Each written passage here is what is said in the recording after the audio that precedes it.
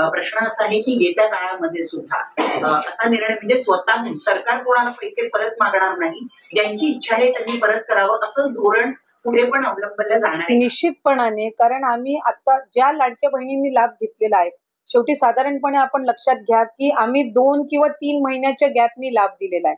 आता डिसेंबरचा 1 महिन्याचाच लाभ गेलाय किंवा जानेवारीचा आता जाणार आहे, तो जानेवारी महिन्याचाच लाभ जाणार आहे. पण याच्या आधी 9 ऑक्टोबरला जो आम्ही लाभ दिला होता, तो सप्टेंबर आणि ऑक्टोबरचा मिळून होता किंवा जो ऑगस्ट महिन्यामध्ये दिला, तो जुलै आणि ऑगस्टचा मिळून होता. त्यामुळे 2-2, 3-3 महिन्याचे लाभ गेलेले आहेत. काहींचे व्हेरिफिकेशन, स्क्रुटिनी होऊन जो 3 महिन्याचा कालावधी लागलाय, त्यांना कदाचित 3 महिन्याचा एकत्र लाभ सुद्धा ऑक्टोबर महिन्यामध्ये मिळालेला आहे. आणि मग त्यावेळेला त्यांच्या काही लक्षात आलेलं आहे, की बाबा आपलं काही ड्युप्लिकेशन झालेलं आहे अकाउंटचं. काहींचा आधार कार्ड त्यांच्या मुलाचा त्यांनी नंबर दिलेला स्थानिक पातळीवर असेल, पण तर अशा पद्धतीचं काही झालेलं आहे. आणि ही मुख्यमंत्री लाडकी बहीण ही काही एकमेव योजना नाहीये, जे अशा पद्धतीचं क्रॉस व्हेरिफिकेशन किंवा स्क्रुटिनी करणारं. ही नवीन योजना आहे. 4-5 महिनेच झालेत योजना सुरू होऊन. म्हणून त्या संदर्भातले वेगवेगळे जे काही संभ्रम आहेत किंवा ज्या काही अफवा आहेत ते पसरवण्याचं काम होतंय. शासनाची आतापर्यंत कुठल्याही विभागाची तुम्ही कुठलीही योजना जर घेतलीत, तर त्याचं सालाबाद प्रमाणे स्क्रुटिनी किंवा क्रॉस व्हेरिफिकेशन होतच असतं. तुम्ही संजय गांधी निराधार योजना जर घेतली, तर त्याचं सुद्धा वर्षातून एकदा त्याचं क्रॉस व्हेरिफिकेशन होत असतं. कोण पात्र आहेत, कोण अपात्र आहेत. तसंच सिलेंडरचं असेल, सबसिडीचं असेल किंवा तुमची नमो शेतकरी असेल, वेगवेगळ्या योजनांची जी आहे ती वर्षभरामध्ये एकदा तरी स्क्रुटिनी होतच असते. ही रुटीन प्रोसिजर आहे. ही काही जगावेगळी किंवा प्रचलित नसणारी किंवा नवीन आणलेली काही ही प्रक्रिया नाहीये. योजना नवीन असल्यामुळे, हे पहिलंच वर्ष असल्यामुळे त्या संदर्भातला संभ्रम हा निर्माण करण्यात येतोय.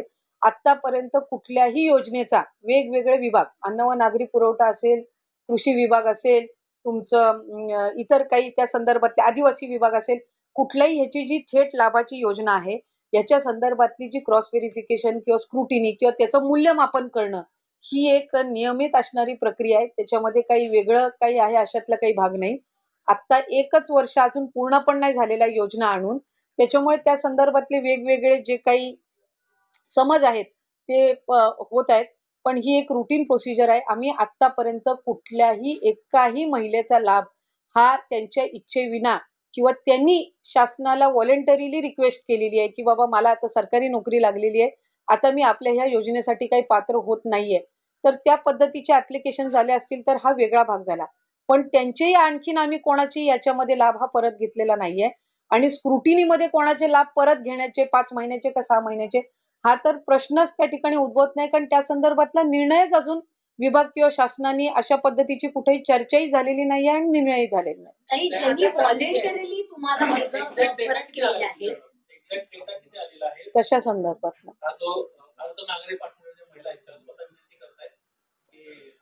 साधारणपणे हा मी सुरुवातीला सांगितलं की हा जो डेटा आहे हा रोज वेगवेगळ्या पद्धतीनं बदलत असतो. रोज 5-6 ऍप्लिकेशन येतात, खालच्या स्तरावर येत असतात. 3,500-4,000 आतापर्यंत त्या ठिकाणी आलेले असतील. पण त्याच्यामध्ये रोज जी काय आहे 4-5-10 अर्जांची ही वाढच होत असते.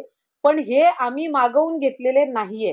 हे स्वतःहून जे लाभार्थी आहेत, ज्यांनी लाभ घेतलेला आहे 2-3-4 महिने, पण त्यांना त्या ठिकाणी आता वेगवेगळ्या कारणांमुळे त्यांना माहिती झालेलं आहे की आपण अपात्र आहोत. हे व्हॉलंटरीली जे देत आहेत स्वइच्छेने, हे त्या आपण अर्जांबद्दल बोलत आहे. आम्ही शासन म्हणून कुठल्याही एका लाभार्थ्याच्या लाभालाही हात लावला नाहीये किंवा त्यांच्याकडे कुठल्या पद्धतीची आम्ही संपर्क करून कुठली माहिती अजून मागवलेली नाही. काही ज्यांनी व्हॉलंटरीली अर्ज पुढे केलेले आहेत की आमचे लाभ परत घ्या, अशी एखादी केस आहे का तुमच्याकडे? असे तर आपणच त्या ठिकाणी आपल्याही माध्यमातून अनेकदा गेलेला आहे की 4,000-4,500 महिला अशा आहेत, 4,000-4,500 आहेत. आमचा हा आकडा आहे जो रोज 5-10 ज्या महिलांचा आहे, ह्यांनी अर्ज येतात त्या ह्यांनी हे होते, तो रोज बदलत राहतो. आता साधारणपणे 3,500-4,000 असतील. पण त्या संदर्भातलाही अजून रिफंडिंग असेल त्याची किंवा ते पैसे परत घेणं असेल, ही प्रक्रिया काही आम्ही